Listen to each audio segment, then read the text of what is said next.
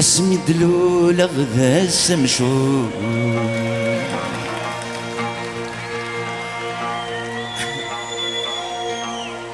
اسمي دلول غدا السمشور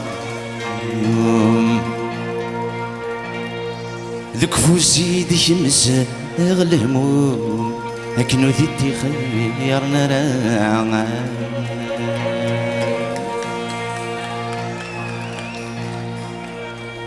لو كانوا لي وذاك الطوم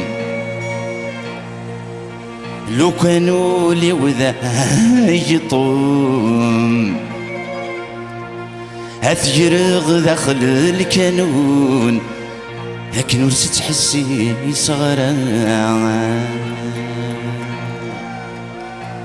يميس الصورة ويجغوم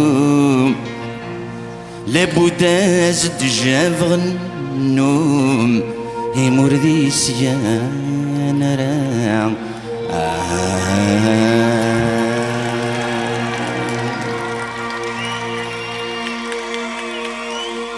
تكل خميذي ثمصيو خلص غوني نور دواء تكسمي مولانيو ثم حمينا كل السرماغ المحنة نجري غسيو وقبل درس الموثيو هين ياكو يجمع وليو هسيلسي وثي نظماغ هسيلسي وثي نظماغ لي مرزمير غاتز نسرغ دي العيذا نبدا غروان الناس غاكون غفرغ هاي مولانا عزيزا هي ثفاث مرا نبدا خاص تمشك تمور وهماغ ماشي ذو ذمسي روحه هاد مليل نتوالن نوان هاد مليل نتوالن نوان صدق نور ذي ديال تعقل همي غادي يرول في الليل فهم الطوثي والحلال ويسن كان مدام كثير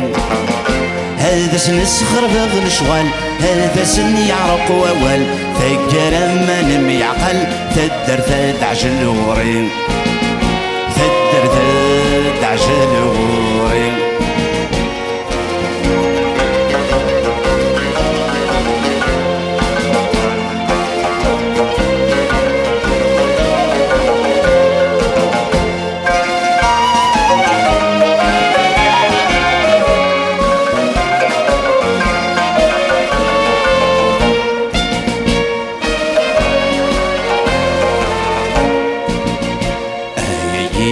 سيرم ثرقيثي وفولرا يدري زمان يسم يفكي الحرزة الوفا ثبور الحبس في اللزم في الاسطورق توثوشم ثورة الستنيا تصقم طل عماري ثم ركا طل عماري ثم ركا ثبور الحبس في اللزم في الاسطورق توثوشم ثورة الستنيا تصقم طل عماري ثم ركا طل عماري ثم ركا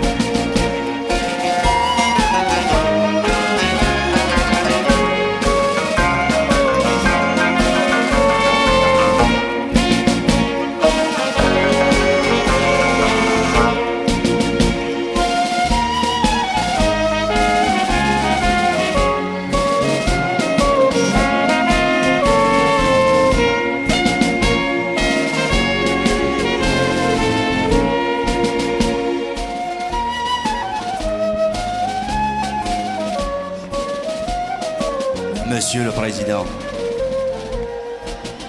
Monsieur le Président, c'est avec un cœur lourd que je m'adresse à vous. Ces quelques phrases d'un condamné étancheront peut-être la soif de certains individus opprimés.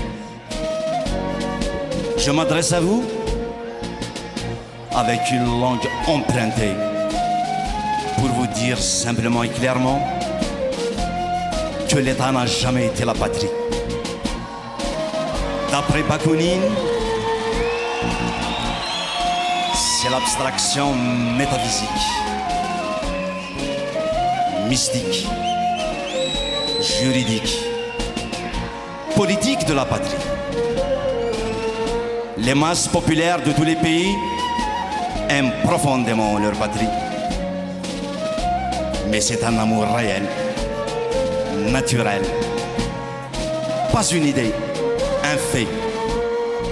Et c'est pour cela que je me sens franchement et toujours le patriote de toutes les patries opprimées.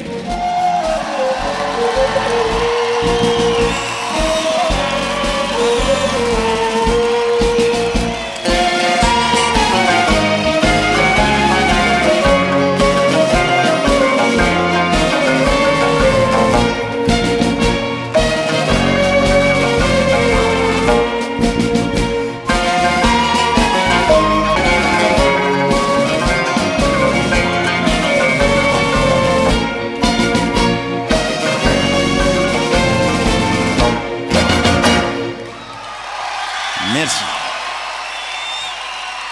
Tanmir, encore une fois.